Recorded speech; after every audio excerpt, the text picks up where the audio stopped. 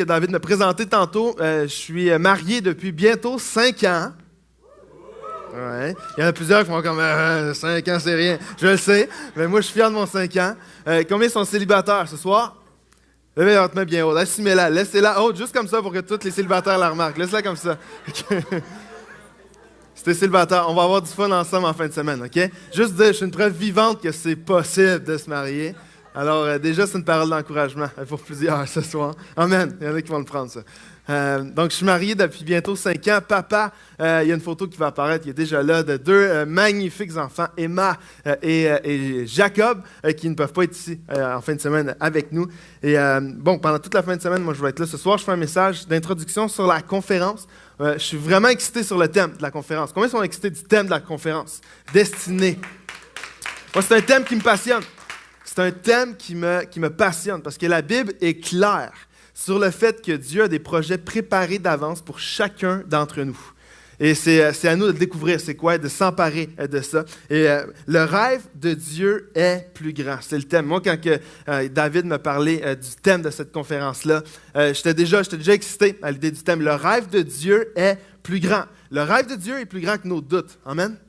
Des fois, moi, je doute du rêve de Dieu pour ma vie, le plan que Dieu pourrait avoir sur ma vie, mais le rêve de Dieu est plus grand que mes doutes, est plus grand que nos peurs, est plus grand que nos passés. Le rêve de Dieu est plus grand. Et combien croient que Dieu a encore des promesses pour nous? Que les promesses de Dieu ne sont pas juste pour les temps bibliques, mais sont pour là, aujourd'hui encore. Dieu a encore des promesses, et pendant tout le week-end, on va approfondir cette notion-là. Mais Dieu a encore des promesses pour toi, pour moi. Dieu a encore des promesses pour son Église. Amen? Amen. À Impact, moi, le vendredi soir, je vous le dis, je demande les Amen. Ceux qui sont en arrêt, qui sont à Impact à chaque semaine, là, ils vont dire c'est vrai que je les demande. Et moi, je veux vous participer avec moi. Ce n'est pas un one-man show, on le fait ensemble. All right? Amen. OK. Parfait. C'est bon, ça commence à rentrer. Dieu a encore des promesses. Et d'un couvert à l'autre de la Bible, si vous prenez vos Bibles et vous l'épluchez d'un couvert à l'autre, il y a des centaines de promesses dans la Bible. Des promesses de la présence de Dieu à travers toutes sortes de saisons qu'on peut vivre, des promesses de protection, où ce que Dieu promet sa protection, peu importe ce qu'on va traverser, il va dire que non seulement il est là, mais il est là aussi, sa main est là pour nous protéger. La Bible va aussi avoir toutes sortes de promesses qui sont reliées à la provision de Dieu, que Dieu va pourvoir pour nos besoins, peu importe la saison dans laquelle on se trouve. Vous connaissez ces promesses-là? Vous les connaissez? Provision, les promesses aussi de direction, ce qu'on va essayer de prier ensemble. On va essayer de découvrir pendant le week-end la direction de Dieu pour nos vies, pour l'appel qu'il y a pour nos vies. Il y a des promesses de direction.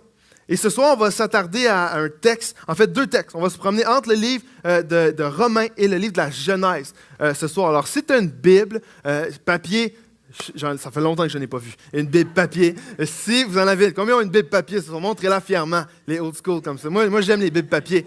Les old school. Moi, j'ai encore une Bible papier. Je lis ma Bible encore avec le papier. Est-ce qu'il y en a des jeunes ici? Est-ce que vous faites ça encore? Ah, sur papier? Parfait. Génial. OK. Génial. Si vous avez une Bible, tournez. Si vous avez la Bible sur votre iPhone, votre iPad, peu importe, vous pouvez cliquer. On va se promener entre Romains et le livre de la Genèse. On va aller dans les deux ce soir. Et on va regarder particulièrement à une promesse de la Bible, à une promesse que Dieu a faite à Abraham. Et on va tirer des leçons là-dessus. On va tirer des leçons pour nous aujourd'hui. Et je veux te dire, si tu penses que Dieu n'a pas de promesse pour toi, tu incarnes. Si tu es croyant, tu crois que Dieu n'a pas de promesse pour toi, tu n'as jamais été conscient que peut-être Dieu a une promesse pour ta vie. Je veux dire que si tu es croyant ce soir, tu incarnes au moins une promesse de Dieu. Juste en étant ici sur ta chaise ce soir, tu incarnes une promesse que Dieu a faite à Abraham. On va regarder à cet homme-là, avec sa femme Sarah, on va regarder tout le contexte de la promesse de Dieu pour leur vie. Abraham, c'était le père de la foi. La Bible l'appelle le père de la foi. Et c'était un modèle, mais un modèle qui n'était pas parfait, mais bien imparfait. Et ça va bien parce que je ne pense pas qu'il y ait personne de parfait ici dans la salle ce soir. C'est un modèle pour nous parce que c'est un homme qui était bien imparfait, mais que Dieu a quand même fait une promesse sur sa vie et que Dieu a utilisé puissamment. Et on va regarder comment vivre dans les promesses de Dieu, même quand parfois elles sont difficiles à discerner. Parce que si on est honnête juste entre nous ce soir, c'est pas toujours facile de discerner les promesses de Dieu. Je ne sais pas pour vous, Dieu ne m'a jamais envoyé un texto avec voici, JP, la promesse que j'ai pour toi. Est-ce que c'est déjà arrivé à quelqu'un? Si oui, viens me voir. Après la réunion, on va se parler un petit peu. Mais c'est jamais arrivé. J'ai jamais reçu un courriel de Dieu. J'ai jamais reçu un appel téléphonique de Dieu pour me dire voici la promesse que j'ai pour ta vie. Mais on va regarder ensemble comment est-ce qu'on peut discerner les promesses de Dieu ce soir, puis on va poursuivre demain toute la journée ensemble. Alors, si tu as une Bible, Romains chapitre 4, on commence là ensemble. Romains chapitre 4, les versets 18 à 24. On y va ensemble. Romains 4. Là où toute espérance paraissait insensée, Abraham a espéré, il a mis sa foi, et s'est cramponné avec foi à cette promesse. Nombreuse sera ta descendance. Ainsi, il est devenu le père d'une multitude de peuples. Naturellement, il savait qu'étant presque centenaire, il avait presque 100 ans à l'époque, son corps n'avait plus le pouvoir de procréer. Il savait aussi que Sarah n'était plus en état d'avoir des enfants. Mais toutes ces considérations, malgré tout ça, toutes ces considérations ne l'ont pas fait vaciller dans sa foi. S'appuyant sur la promesse divine, il ne succomba pas au doute. Puisant sa force dans la foi, il fit honneur à Dieu, étant pleinement persuadé que Dieu est capable de tenir parole et d'accomplir ce qu'il a promis. Combien de croient ce soir? Que Dieu peut accomplir ce qu'il a promis. Verset 22. C'est précisément cette attitude qui lui attira la bienveillance divine. Cette foi lui fut créditée comme justice. Elle lui valut d'être déclaré juste. Verset 23, il reste 2 versets. Or, si l'Écriture note que sa foi fut portée à son crédit, ce n'est pas seulement à propos d'Abraham qu'elle le fait, mais c'est aussi pour notre instruction. Alors, c'est comme si Dieu est en train de dire, l'histoire d'Abraham, le témoignage d'Abraham, ce n'est pas juste son témoignage pour lui tout seul, mais que ça nous serve à nous de leçons. Il y a des leçons à tirer de ce que Abraham a vécu, la manière qu'il s'est emparé des promesses. Car nous aussi, nous serons acceptés par Dieu et déclarés justes si nous plaçons notre confiance en celui qui a ressuscité notre Seigneur Jésus-Christ d'entre les morts.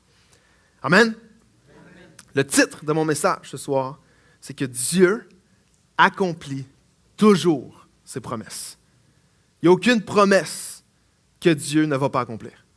Jamais Dieu va avoir dit quelque chose qu'il ne va pas faire. Et on va regarder maintenant. Là, on vient de voir dans Romains 4, mais Romains, il faut comprendre, c'est des années plus tard, après qu'Abraham a expérimenté les promesses. Mais on va aller voir en live. Qu'est-ce qui s'est passé dans Genèse? Parce que là, Paul nous raconte en Romains, un peu avec une vue éloignée. C'est un peu comme si on racontait une histoire d'il y a plusieurs années. Mais dans Genèse, on a le déroulement de la promesse, mais en live. Donc, Genèse 12, on lit 3 versets ensemble, versets 1 à 3. Voici la promesse que Dieu a donnée à Abraham. L'Éternel dit à Abraham, « Quitte ton pays, ta patrie et ta famille, et va dans le pays que je te montrerai. Je ferai de toi une grande nation, je te bénirai. Je rendrai ton nom grand, et tu seras une source de bénédiction. Je bénirai ceux qui te béniront, et je maudirai ceux qui te maudiront. Et toutes les familles de la terre seront bénies en toi. » À ce moment-là, Abraham n'a pas 25 ans, il n'a pas 35 ans, il a 75 ans. Alors ce soir, peu importe l'âge que vous avez, Dieu peut avoir une promesse pour toi. La première pensée que je veux qu'on développe ensemble ce soir, c'est la notion de contrôle dans les promesses de Dieu. La notion de contrôle. Parce qu'avec les promesses de Dieu, et Abraham va nous apprendre ça d'une manière exceptionnelle ce soir. Lorsque Dieu a une promesse pour nous, lorsque Dieu a une destinée pour nous, un plan pour nos vies, on est face à un choix. On a le choix entre la soumission au plan de Dieu ou d'essayer de le faire parfois à notre manière. Et ce soir, on va voir ensemble comment Abraham a fait les deux, a vécu les conséquences de vouloir faire les choses à sa façon, mais Dieu, par sa grâce, a quand même accompli sa promesse. Et dans la promesse qu'on va regarder ensemble ce soir, dans Genèse 12, il y a 75 ans. On va voir d'autres étapes où dans Genèse 15, il va y avoir 85 ans, et à Genèse 17, il est rendu à 100 ans. Alors, ceux qui sont impatients ce soir, imaginez, entre le moment où Dieu va voir Abraham, il va lui donner la promesse qu'il va être le père d'une multitude de nations, etc. Il y a 75 ans. Mais on va voir que l'accomplissement de la promesse ne s'est pas fait l'année d'après. Ça ne s'est pas fait 2 ans après. Ça s'est fait 25 ans après. Combien ici n'ont même pas 25 ans? OK. OK. Moi, j'en ai 28, OK? Donc, je me considère quand même jeune. Mais il y a 25 ans entre la promesse de Dieu et l'accomplissement de la promesse. Et déjà là, on voit que c'est difficile pour nous d'imaginer d'attendre 25 ans pour voir Dieu accomplir ce qu'il a promis. Des fois, on a de la misère à attendre 25 minutes pour avoir quelque chose. Si tu attends 25 minutes au McDo, ça se peut, moi, que je parte. 25 minutes, si ça fait 25 minutes que j'attends ma commande, ça se peut que je sois parti sans la prendre, ma commande. Mais 25 ans. Et Abraham va nous donner une leçon sur la manière qu'on va négocier avec les délais de Dieu, avec la promesse, la façon qu'on va vivre les délais de Dieu. Est-ce qu'on va faire confiance à Dieu, on va se soumettre à sa souveraineté, ou on va vouloir le faire à notre façon? Et Abraham va nous donner une leçon extraordinaire sur la façon de dealer avec ça. Parce qu'on n'aime pas ça attendre. Combien ici aiment ça attendre? J'ai jamais rencontré quelqu'un dans ma vie qui m'a dit « j'aimais ça attendre 10 heures à l'urgence ». Ça m'a donné du temps pour moi-même, j'ai pu me ressourcer, j'ai rencontré plein de gens géniaux, dans une atmosphère agréable. J'ai jamais rencontré quelqu'un, moi, qui m'a dit ça. J'ai aimé attendre à l'urgence. Combien aiment attendre à une lumière rouge? Moi, j'aime pas ça attendre une lumière rouge, j'attends juste qu'elle soit verte. Puis si on est honnête, si tu connais ton quartier, tu connais comment que les lumières sont synchronisées, puis là, tu sais quand elle tombe jaune, la tienne va être verte, bientôt, tu lâches le break déjà. Tu es déjà en train de rouler, puis elle est rouge encore, mais tu sais qu'elle va être verte. Combien font ça? Moi, je fais ça, j'aime pas attendre. On n'aime pas ça attendre. Combien ici regardent des fois sur Netflix quelques épisodes de séries? Moi j'en regarde. Hey, wow, personne ici a Netflix? Non, moi, j'aime ça. On n'est jamais capable. Pas Netflix, OK. Tu sais, il y a un 15 secondes. Ah, c'est ça. Ça s'est pas rendu ici? OK, je pensais que... OK, bon, je vais vous instruire d'abord ce soir. Sur Netflix, entre les épisodes de certaines séries, il y a comme 10 à 15 secondes de délai entre les épisodes. Je ne sais pas si vous le voyez ça. Personne attend 15 secondes. Tout le monde fait enter pour ne pas attendre le délai entre les 15 secondes entre les épisodes. Amen. Amen. On n'aime pas ça attendre. Mais là, imaginez le contexte. Dieu promet à Abraham une descendance qui va être plus nombreuse que les grains de sable sur une plage, ou même plus nombreuse, l'image que Dieu va donner, une descendance qui va être plus nombreuse que les étoiles du ciel. Wow! La promesse incroyable. Mais 10 ans plus tard, rien, même pas un fils. Et 25 ans plus tard va être le moment où il va expérimenter la promesse. Alors imaginez, Abraham a des choses à nous apprendre sur comment est-ce qu'on deal avec les délais. Est-ce que tu t'es déjà retrouvé dans une situation comme ça, peut-être dans ta foi, où tu as l'impression que Dieu va te mettre quelque chose à cœur, il y a quelque chose qui brûle sur ton cœur, ça peut être toutes sortes de choses, toutes sortes de projets, mais il y a des semaines qui passent, il y a des mois qui passent, il y a peut-être des années qui passent, puis on dirait que ce qui brûle sur ton cœur, tu ne le vois pas arriver encore. Est-ce que tu as l'impression des fois que Dieu va mettre quelque chose sur ton cœur? Ça peut être une promesse qui est là, ça peut être quelque chose comme un appel que tu sens que Dieu t'appelle à faire ça, ou t'enligner vers ce champ-là ou dans le ministère, puis qu'on dirait que les semaines passent, les mois passent, les années passent, mais tu ne vois pas l'accomplissement de tout ça. Dans toutes sortes de domaines. Moi, dans toutes sortes de domaines, au fil de ma courte vie dans les années, il y a des moments où je sentais que Dieu me mettait des choses à cœur, mais je n'ai pas expérimenté 2 mois après, ou 6 mois après, ou 1 an après, l'accomplissement de ça. Ça peut être dans toutes sortes de domaines. Ça peut être des domaines comme le ministère. On parle de l'appel de Dieu dans le ministère, mais des choses aussi, entre guillemets, banales, que j'ai à cœur de me marier, là. Je sens que je n'ai pas le don de célibat. Okay? Je ne suis pas cette personne. Mais je vois cette main derrière. Mais je n'ai pas le don de célibat. Je veux me marier, mais les mois passent, les années passent, et je ne vois pas l'accomplissement de ça. Peut-être que c'est quelque chose sur ton cœur qui brûle, que j'aimerais ça avoir des enfants. On aimerait ça, notre couple, on aimerait avoir des enfants, mais on n'est pas capable en ce moment d'en avoir. Ça peut être des gars ou des filles ici qui sont ici, qui aspirent au ministère. Tu as envie d'être dans le ministère, mais on dirait que tu n'as pas d'opportunité. Il n'y a pas d'opportunité concrète. Il n'y a pas de porte concrète qui s'ouvre devant toi depuis peut-être des mois. Dans une saison, parce que tu es dans un délai, tu as des projets, tu as un emploi, tu vises un certain emploi, puis tu aimerais ça aller dans ce domaine-là, tu aimerais ça avoir cette opportunité-là, puis on dirait qu'il n'y a pas de porte ouverte, tu n'es pas engagé, tu n'es pas capable de percer. Abraham est dans une saison un peu comme ça. Abraham et Sarah, sa femme, se trouvent dans une situation comme ça. Et comme la promesse n'arrive pas, ils ont reçu la promesse qui était grandiose, mais la promesse n'arrive pas selon leur plan, leur calendrier, leurs agendas ou leur timing. Qu'est-ce qu'ils vont faire? Ils vont vouloir prendre le contrôle. Dieu n'était pas dans le bon timing. Dieu n'a pas fait, l'accomplissement n'arrive pas selon ce que nous on aimerait. Alors Abraham et Sarah, ce qu'ils vont faire, ils vont vouloir prendre le contrôle de l'accomplissement de la promesse. Genèse, chapitre 16, versets 1 à 4. Regardez bien ça. Abraham et Sarah sont dans un délai et au lieu d'attendre le timing de Dieu, de laisser le contrôle à Dieu, ils vont décider de prendre le contrôle et d'essayer d'accomplir cette promesse-là par eux-mêmes. Genèse chapitre 16, versets 1 à 4. Sarai, la femme d'Abraham, ne lui avait pas donné d'enfant, mais elle avait une servante égyptienne du nom d'Agar. Sarai dit à Abraham, « Voici que l'Éternel m'a rendu stérile. » Vous voyez, quand c'est long, des fois, c'est la faute de Dieu. Maintenant, c'est la faute de Dieu. Quand c'est long, des fois, on trouve, « Seigneur, tu m'as-tu oublié? Seigneur, qu'est-ce que tu fais? Seigneur, tu me fermes les portes. » Sarai, « Hey, voici que l'Éternel m'a rendu stérile. Aie des relations avec ma servante. Peut-être aurai-je par elle des enfants. » Abraham écouta Sarai. Pour moi, un des versets les plus bizarres de la Bible. Abraham, OK, Sarai dit, OK, va coucher avec ma servante, peut-être qu'avec elle, je vais pouvoir avoir une descendance. Abraham, OK, chérie. N'importe quoi pour le Seigneur. C'est comme, hey, qu'est-ce qui se passe là? Wow! Abraham écouta Sarai, sans poser de questions. C'est pas le sujet de l'étude de ce soir, mais tantôt, entre deux cafés, on pourra en parler si vous voulez. J'ai des questions là-dessus. Abraham écouta Sarai. Verset 3. Alors Sarai, la femme d'Abraham, prit l'Égyptienne Agar, qui était sa servante, et la donna pour femme à son mari Abraham, 10 ans après l'installation d'Abraham dans le pays de Canaan. Délai. Verset 4. Il eut des relations avec Agar, et celle-ci tomba enceinte. Et quand elle se vit enceinte, elle regarda sa maîtresse avec mépris. Comme l'accomplissement de la promesse n'arrive pas, Sarai et Abraham perdent patience et décident de prendre la promesse, prendre le contrôle de ça et dire « Je vais le faire à ma manière. On va le faire à notre manière. » C'est ce qui arrive. C'est exactement ce qui arrive. On essaie notre solution. Leur intention est bonne. Ils veulent accomplir la promesse de Dieu, mais le chemin pour s'y rendre n'était pas le bon. Ils voulaient accomplir la promesse de Dieu, mais le chemin qu'ils sont en train de prendre, la façon de s'y rendre n'était pas la bonne. Et c'est possible de vouloir les bonnes choses, mais de ne pas s'y prendre de la bonne manière.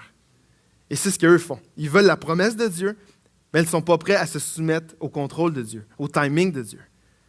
C'est comme quelqu'un qui veut se marier. Et au lieu de se dire comme je veux être patient, je sens que Dieu, moi, j'ai pas le don de célibat, j'ai envie de me marier, j'ai envie d'avoir des enfants. Mais au lieu d'être patient et d'attendre la bonne personne, je vais prendre le premier ou la première qui a un peu d'allure. Puis on va se marier, puis ça va être correct. Au lieu d'attendre le timing de Dieu, de dire non, je vais précipiter les choses, puis je vais prendre quelqu'un qui a de l'allure. C'est comme pour moi des gens dans le ministère, puis j'en rencontre énormément. Des jeunes qui veulent servir Dieu, qui commencent à servir Dieu. C'est de se dire, je veux servir Dieu, ce qui est bien, c'est une bonne chose. Mais au lieu de juste servir là où tu es du meilleur que tu peux avec ton cœur devant Dieu, c'est de dire, je vais essayer de me positionner pour être vu ou gravir les échelons ministériels, qui n'est pas la bonne manière de se rendre là où Dieu t'appelle. Au lieu de tu veux la bonne chose, mais la façon de s'y rendre n'est pas la bonne. C'est comme de dire, je veux un emploi. Au lieu juste de dire à Dieu, Seigneur, tu vois mon cœur, si c'est ta volonté, ben, tu vas ouvrir les bonnes portes. Moi, je vais travailler fort, je vais me positionner dans mon travail pour faire un excellent travail, et toi, tu vas ouvrir les portes. Ça peut être la bonne façon de se rendre. De l'autre façon, ça peut être, je vais modifier un peu mon CV, je vais essayer d'en faire des choses quand je vais passer l'entrevue, je vais dire des demi-vérités pour que ça passe mieux. Tu peux vouloir la bonne chose, mais t'y rendre de la mauvaise manière. Est-ce que vous me suivez ce soir? C'est exactement ce qu'Abraham et Sarai sont en train de faire. Ils veulent la promesse de Dieu, mais ils ne veulent pas s'y rendre de la bonne manière. Et la confiance dans la promesse de Dieu va se manifester dans notre capacité à lui laisser le contrôle. Je vais répéter ça parce que je sais qu'il est tard le soir. Okay? Ta confiance dans la promesse de Dieu pour ta vie, là, elle va se mesurer selon ta capacité à le laisser au contrôle. Si tu crois que ce que Dieu a dit est vrai, puis tu le crois vraiment, bien, ça va se mesurer par ta capacité à le laisser au contrôle. À dire, Seigneur, si ce que tu dis est vrai, mais je le crois, puis je vais te laisser le contrôle. Mais ce n'est pas ce qu'Abraham et Sarai font. Et je veux dire pour quelqu'un qui a besoin d'entendre ça ce soir, la seule chose plus difficile que d'attendre le timing de Dieu dans ta vie, c'est de regretter de ne pas l'avoir fait. La seule chose qui va être plus difficile que d'attendre le timing de Dieu, ça va être de regretter de ne pas l'avoir fait. On va voir pourquoi. Dieu n'est jamais en retard. Dieu n'est jamais en retard. Si Dieu promet quelque chose, il va l'accomplir, mais il ne va pas juste l'accomplir, il va l'accomplir dans le meilleur temps possible. Regardez ça dans 2 Pierre 3, 9. Le Seigneur n'est pas en retard pour accomplir sa promesse. Amen? Je vais répéter parce que là, ça ne marchait pas. Là, ça. Le Seigneur n'est pas en retard pour accomplir sa promesse. All right.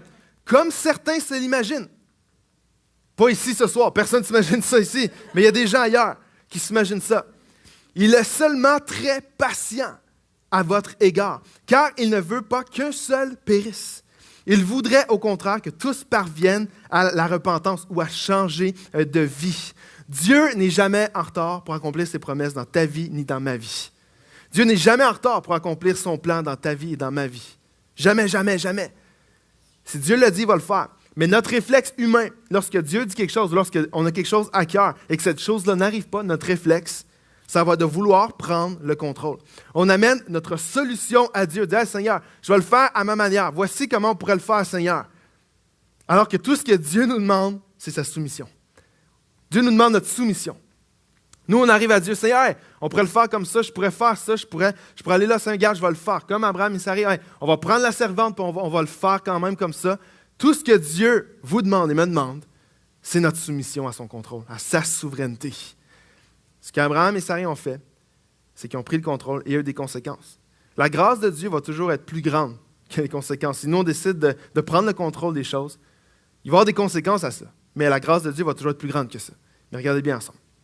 Genèse chapitre 16. On parle d'Abraham. Abraham eut des relations avec Agar et celle-ci tomba enceinte. Ça a fonctionné. Quand elle se vit enceinte, elle regarda sa maîtresse avec mépris. Sarai dit à Abraham, « L'injure qui m'est faite retombe sur toi. » Maintenant, c'est la faute à Abraham. « C'est moi qui ai mis ma servante dans tes bras, mais quand elle a vu qu'elle était enceinte, elle m'a regardé avec mépris. Que l'Éternel soit juge entre toi et moi. » Abraham répondit à Sarai, « Ta servante est dans ton pouvoir. Traite-la comme tu le jugeras bon. » Alors Sarai maltraita Agar, de sorte que celle-ci s'enfuit loin d'elle.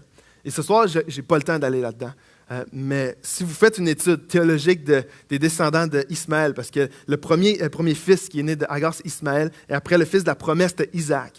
Et si vous regardez l'histoire de tout ça, d'Ismaël est descendu le peuple palestinien, d'où est descendu Mohamed, d'où aujourd'hui on tire l'islam. Et si vous regardez de l'autre côté avec Isaac, c'était le peuple juif, d'où est né Jésus et le christianisme. Est-ce que vous voyez l'arborescence de tout ça? Le fils, lorsqu'ils ont voulu prendre le contrôle des choses, il y a eu des conséquences à ça. Lorsqu'on regarde la descendance d'Ismaël et qu'on regarde la descendance du fils de la promesse, il y a complètement deux opposés. Il y a des conséquences à leur choix. Mais on va voir ensemble que Dieu, malgré nos erreurs, malgré le fait que ni vous ni moi on a un parcours parfait, il va toujours accomplir sa promesse. Amen? All right. On y va ensemble. Mais pour vivre les promesses, il faut laisser le contrôle. Et laisser le contrôle à Dieu, c'est pas juste quand ça nous tente, pas juste quand on a tout essayé les autres options, puis ça n'a pas marché, puis finalement on dit à Dieu, « OK, Seigneur, maintenant, j'ai plus d'options, je te donne le contrôle. » Non, donner le contrôle à Dieu, c'est maintenant, c'est aujourd'hui, c'est ce soir, c'est là. Même si tu as des options que tu pourrais encore explorer dans toutes les sphères de ta vie, c'est de se dire, « Seigneur, ce soir, je te donne le contrôle. Maintenant, tout de suite, je te donne le contrôle de chaque projet que j'ai. Je te donne le contrôle, Seigneur, de ma vie amoureuse. » Est-ce qu'il y a des célibataires qui sont prêts à dire ça? Amen. Je te donne le contrôle de tous les projets que je peux avoir. Tu vois mes projets. Je sais que c'est difficile à dire, mais Seigneur, je te donne le contrôle. Je te donne le contrôle de chaque jour de ma vie. Je te donne le contrôle même de mes incompréhensions, même comme si ça fait 10 ans que j'attends la promesse puis qu'elle n'est pas encore arrivée puis que je ne comprends rien. Seigneur, je veux te donner le contrôle. Parce que parfois, comme on voit avec Abraham, parfois, la seule manière que Dieu peut nous montrer qu'il est au contrôle, c'est de nous mettre dans des situations où nous, on n'a plus le contrôle. Abraham et Sarah veulent avoir des enfants, ils ne sont pas capables, ils n'ont pas de contrôle là-dessus. Mais Dieu est en train de leur prouver à travers ça que lui est au contrôle. La deuxième pensée ce soir que je veux développer rapidement, c'est qu'eux avaient non seulement le dilemme, le combat de est-ce qu'on prend le contrôle, est-ce qu'on laisse le contrôle à Dieu, mais il y avait un choix important à faire. Abraham et Sarah avaient le choix de vouloir croire ce que Dieu dit ou de croire ce que leurs yeux voient. Et ça, c'est dur, très, très dur de concilier ça. C'est un choix qui est très, très, très difficile, même pour nous, surtout pour nous encore aujourd'hui. C'est de concilier ce que Dieu dit et ce que nos yeux voient. Très, très dur. Je vais m'expliquer, vous allez me comprendre. J'aime la Bible parce que la Bible est tellement honnête sur les hauts et les bas et les défis des personnages bibliques. Regardez en Romains 4. C'est tellement, tellement, tellement transparent. Là où toute espérance paraissait insensée. Ça, ce que ça veut dire, en gros, là, ça faisait pas de sens, OK? Il n'y avait aucun sens. Là où il n'y a pas d'espérance, ça ne fait pas de sens. Abraham a espéré quand même. Il s'est comprenait avec foi à cette promesse. Nombreuse sera ta descendance, qui était la promesse. Ainsi, il est devenu père d'une multitude, naturellement. Il savait qu'étant presque centenaire, son corps n'avait plus le pouvoir de procréer. Ça, c'est un fait, là. Ça, c'est pas imaginaire, c'est un fait. Quand tu as 100 ans, ça marche moins bien, OK? Faire des enfants. OK? Ça, c'est un fait. Seigneur, oui, la promesse, fine, parfait. J'ai 100 ans, Seigneur, j'ai 100 ans, OK? Puis là, regardez, l'autre verset. Il savait aussi que Sarah n'était plus en état d'avoir des enfants. Ça veut dire, Seigneur, je me regarde, c'est compliqué, là. C'est plus compliqué qu'avant faire des enfants. Il se retourne vers sa femme, chérie, t'es encore belle, puis tout ça, mais c'est compliqué quand même, là, OK, avoir des enfants. Ça, c'est des faits, OK? On s'en va quelque part avec ça. Mais toutes ces considérations, ça veut dire malgré tout ce que leurs yeux voyaient, okay? Malgré toutes les considérations des choses qui n'étaient pas imaginaires, c'est des faits. C'est vrai que ça a l'air impossible, c'est vrai que ça a l'air de ne pas faire de sens. Mais malgré tout ça, ça ne l'a pas fait vaciller dans sa foi. S'appuyant sur la promesse divine, il ne succomba pas au doute. Puisant sa force dans la foi, il fit honneur à Dieu. Moi, j'aime comment ce segment-là commence. Là où toute espérance paraissait insensée. Ça ne fait pas de sens. Ce que Dieu m'a mis à cœur, quand je regarde à ma vie, quand je regarde à mes ressources, quand je regarde aux opportunités que j'ai, quand je regarde aux gens que Dieu a mis dans ma vie, ça ne fait pas de sens. Là où toute espérance paraît insensée. Ce que Dieu promettait à Abraham ne faisait pas de sens. Ce n'était pas logique. Pour deux raisons très, très flagrantes. Premièrement, stérilité. Il n'était pas capable d'avoir d'enfants, ça ne fonctionnait pas. Deuxièmement, la vieillesse.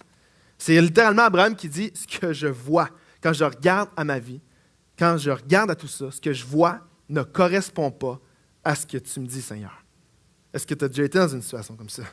Ou Seigneur, j'ai l'impression que tu me dis des choses que ma réalité est complètement à un opposé de ça. J'ai l'impression que ce que tu me dis et ce que je vois est complètement opposé. C'est ce qu'ils sont en train d'expérimenter. Regardez Genèse 17. Dieu dit à Abraham, « Quant à ta femme Sarai, tu l'appelleras plus Sarai, car son nom est Sarah. Je la bénirai et je te donnerai même un fils à travers elle. Je la bénirai et elle donnera naissance à des nations. » Wow! Des rois seront issus d'elle. Wow! Incroyable. Seigneur, tu es trop grand. Wow! Qu'est-ce qu'Abraham va faire? Verset 17. Comment ça ne fait pas de sens? Verset 17. Abraham tomba le visage contre terre. Pour prier? Non, pas pour prier. Abraham tomba le visage contre terre. Il rit. Il rit. Lisez la Bible, c'est génial la Bible. Vous allez voir toutes sortes de choses intéressantes là-dedans.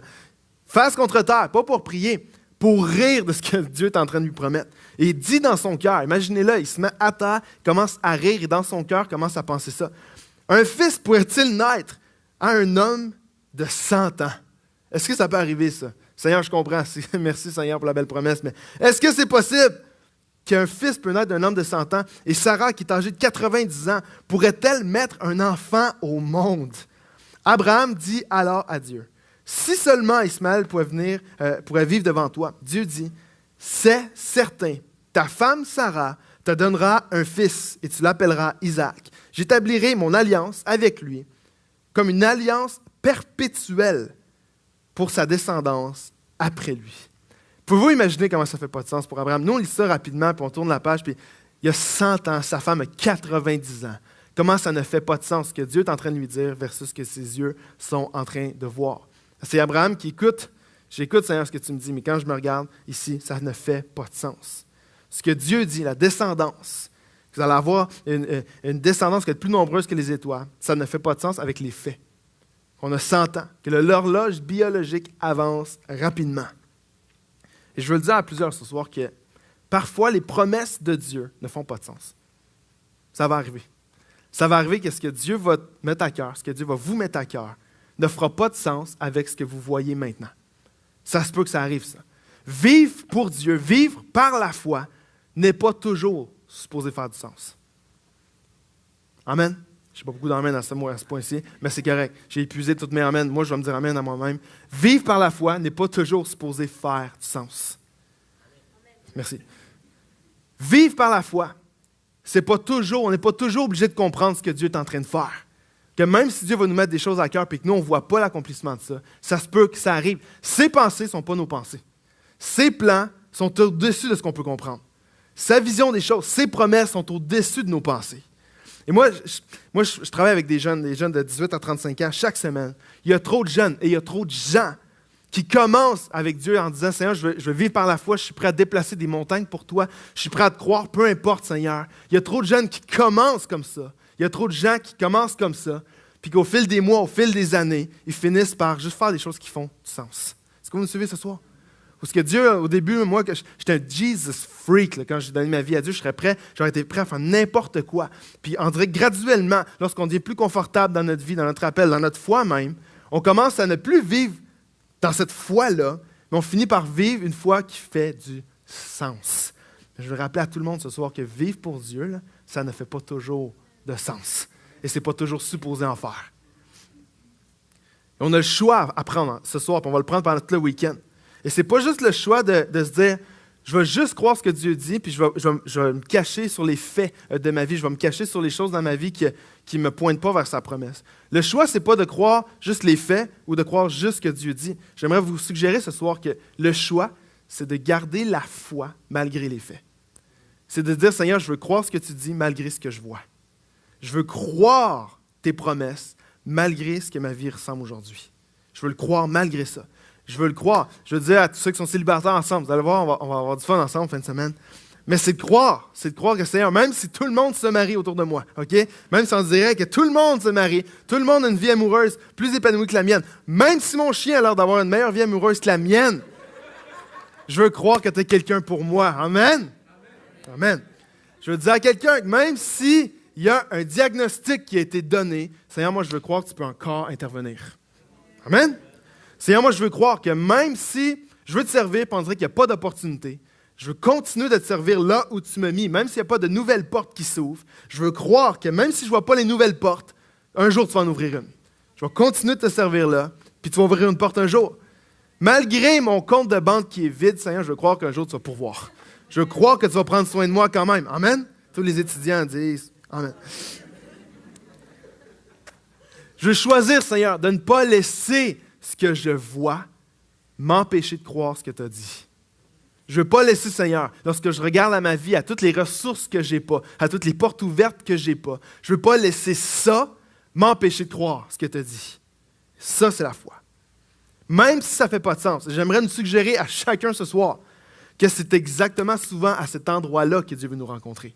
C'est à l'endroit où on ne comprend pas, à l'endroit où ça ne fait plus de sens humainement. C'est là que Dieu veut étirer notre foi, faire grandir notre foi, mettre des racines à notre foi. C'est là où ça ne fait plus de sens. C'est à l'endroit où tu ne comprends pas tout exactement. C'est là que Dieu veut te rencontrer. Et tant que tout va faire du sens, tu n'aurais pas besoin de foi. Si tout faisait du sens, si tu comprenais toute ta vie, si tu comprenais tout ce que Dieu essaie de faire avec toi, tu n'aurais jamais besoin de Dieu en fait. Tu n'aurais pas besoin de foi. Mais Dieu dit, mes promesses sont là. Puis même si tu ne comprends pas, attache-toi à moi.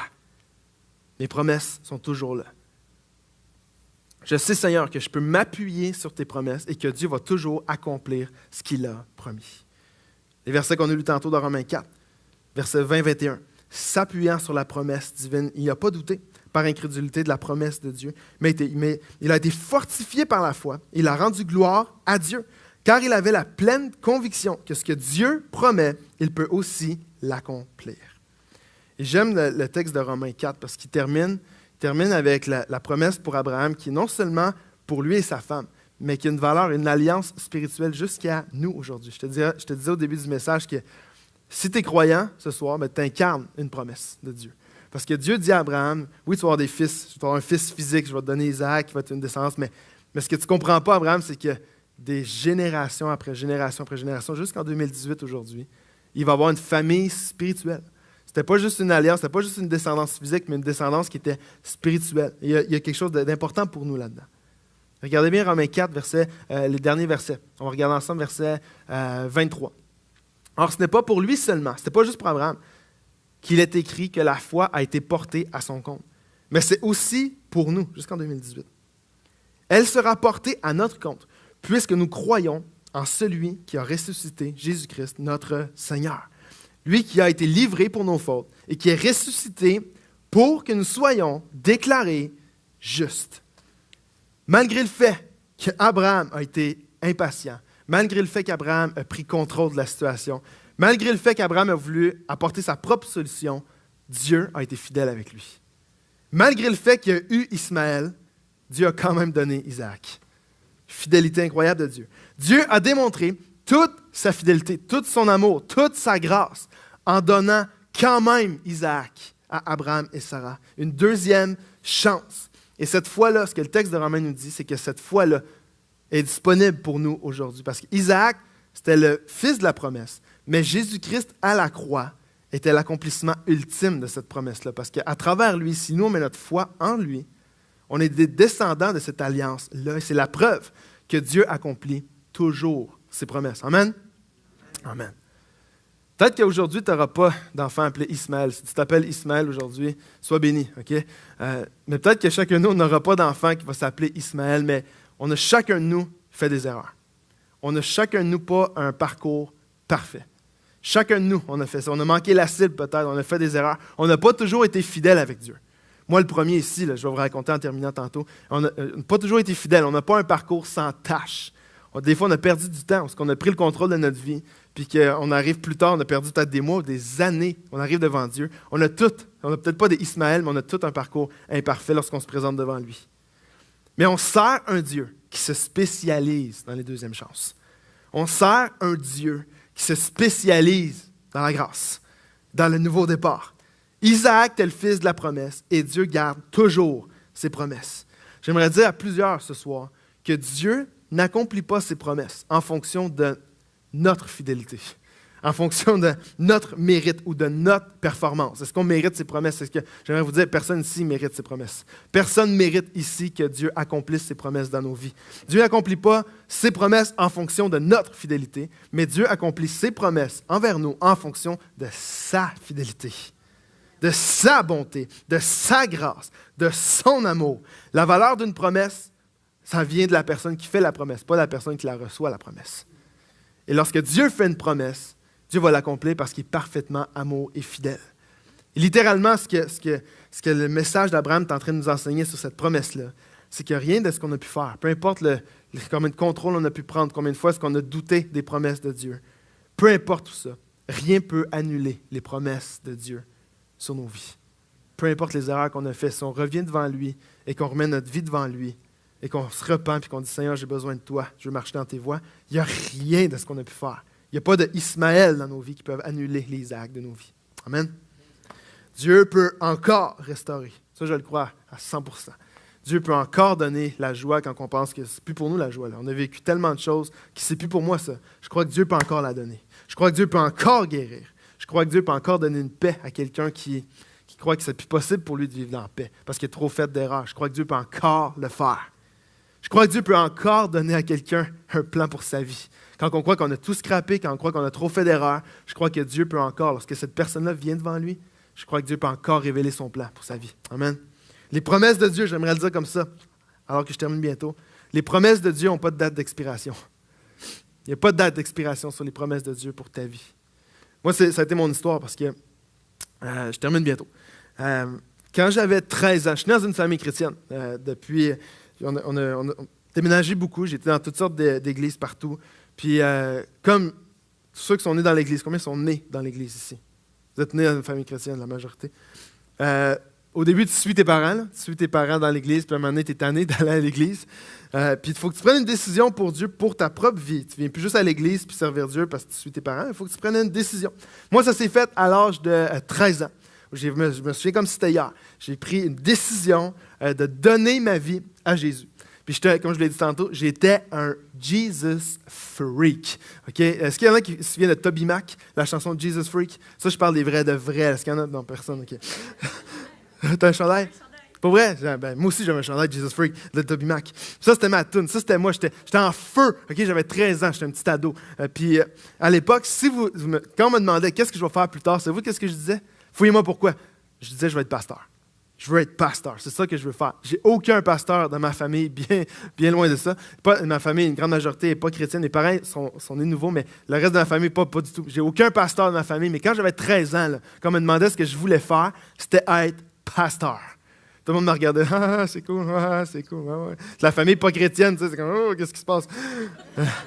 Mais ça, c'était dans mon cœur. Pour moi, c'était une promesse que Dieu est en train de déposer aujourd'hui. Je le regarde avec le recul puis je le comprends. Tu sais, mais à 13 ans, j'étais juste, je vais être pasteur, je vais être pasteur, je vais être pasteur. Puis, vers l'âge de 16 ans, en bon québécois, j'ai tiré sa plug de Dieu puis de l'Église. De 16 à presque 21 ans, j'ai tiré sa plug. J'ai voulu prendre le contrôle de ma vie. J'ai dit, je veux vivre ma vie, je veux faire mes trucs, je vois tous mes amis de hockey à l'école, tout ça, qui font leurs trucs. J'ai tiré sa plug, j'ai dit, Seigneur, je te laisse plus le contrôle de ma vie, je vais reprendre le contrôle. Puis j'ai fait tout ce qu'un Québécois peut faire entre 16 et 20 ans. J'ai pu aller à l'église, je me suis éloigné de la foi. J'ai voulu prendre le contrôle de ma vie. Ça m'a amené dans toutes sortes de mauvaises décisions, erreurs, conneries, des conséquences dans toutes sortes de domaines. Mais j'ai fait ça pendant presque 5 ans de temps. Mais savez-vous quoi? Lorsque je suis revenu à Dieu, il y a maintenant 9 ans de ça, bientôt 9 ans, bientôt 9 ans à la fin de l'été, lorsque je suis revenu à Dieu, après avoir vécu presque 5 ans loin de lui, à faire toutes sortes de choses, complètement aucune pensée pour Dieu. Lorsque je suis revenu à lui, savez-vous, la première chose qui est remontée dans mon cœur, c'était Dieu qui me disait, je t'appelle à être pasteur. Je t'appelle à être pasteur. Tu as fait des erreurs. Il y a eu des Ismaël, il y a toutes sortes d'erreurs, il y a des conséquences de ce que tu as fait. Mais ma promesse est encore là. Malgré toutes tes infidélités, ma promesse est encore là. Le plan que j'avais pour ta vie, là, même avant que tu sois infidèle, avant que tu prennes le contrôle de ta vie, maintenant que tu reviens à moi, là, c'est encore là. Ma fidélité est là encore. Mon plan pour ta vie est là encore. Puis je veux le dire à quelqu'un ce soir. Peu importe ce que tu as fait, puis tu penses que tu es disqualifié maintenant pour vivre la vie que Dieu t'appelle à vivre, sa fidélité est encore là pour toi aussi. Elle est là encore ce soir. Le plan, la destinée que Dieu a pour ta vie est encore là. Si tu reviens à lui et tu dis, Seigneur, je te demande pardon, maintenant je veux vivre pour toi, il n'y a aucune limite à ce que Dieu peut faire avec ta vie. Amen.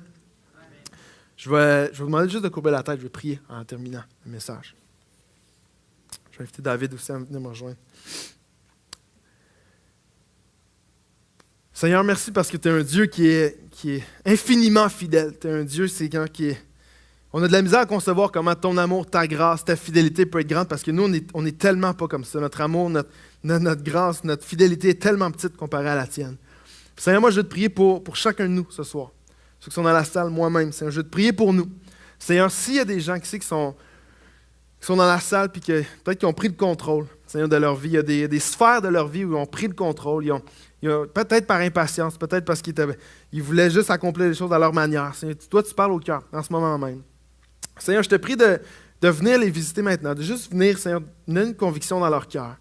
Peut-être que notre foi a été ébranlée, notre foi a été affaiblie. Seigneur, je te prie de venir renouveler notre foi ce soir, de venir renouveler notre foi dans tes promesses, dans le plan que tu as pour nous. Peut-être que pour plusieurs ce soir, ça fait tellement longtemps qu'ils n'ont pas vu l'accomplissement qu'il y a comme une espèce de passivité spirituelle qui s'est juste installée là, où on ne pense même plus que Dieu peut faire quelque chose avec nous. Seigneur, moi, je veux te dire ce soir, renouvelle cette foi-là. Viens ranimer la flamme dans nos cœurs ce soir, Seigneur. Je veux que tu ranimes, Seigneur, je te prie de tout mon cœur que tu viennes ranimer la flamme dans le cœur de chacun pendant ce week-end, Seigneur, que tu as payé le prix pour nous et que ta grâce est là, que peu importe le chemin qu'on a pris pour dévier, toi, tu es encore là.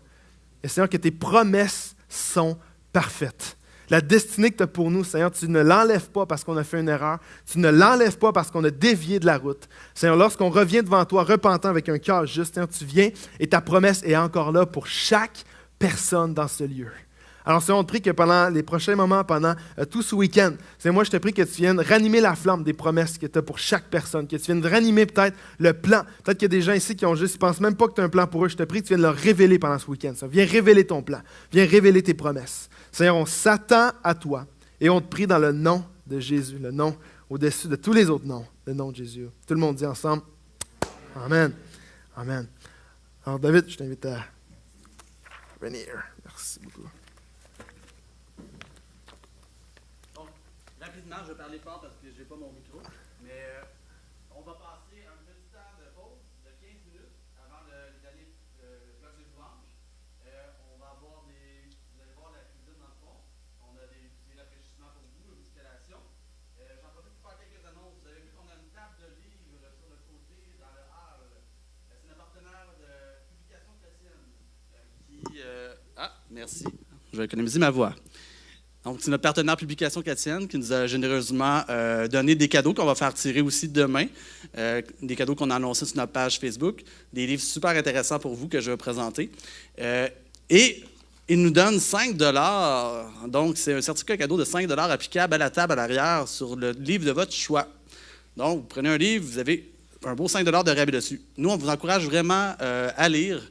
En fond, c'est un de nos... pour nous, qu'est-ce qui est important, c'est d'avoir des ressources pour les jeunes, pour s'équiper, pour être capable de mieux connaître l'Évangile, approfondir de la connaissance de la parole de Dieu, approfondir votre relation avec Dieu. On vous encourage vraiment à aller regarder les livres qui vous intéressent à l'arrière. On a Marie qui est ici pour vous pour répondre à vos besoins si vous avez des questions à la table. Aussi, vous avez reçu un petit livre en cadeau. Donc, si vous n'avez pas reçu votre livre à l'entrée, à l'inscription, tout le monde ici a droit à ce livre-là. C'est Ministère Notre Pain quotidien qui vous donne ça généreusement. Donc, c'est un livre de méditation quotidienne. Donc, merci Notre Pain quotidien. Puis, donc, on se revoit tout à l'heure, après les 15 minutes. Merci beaucoup. Merci Jean-Philippe. À tantôt.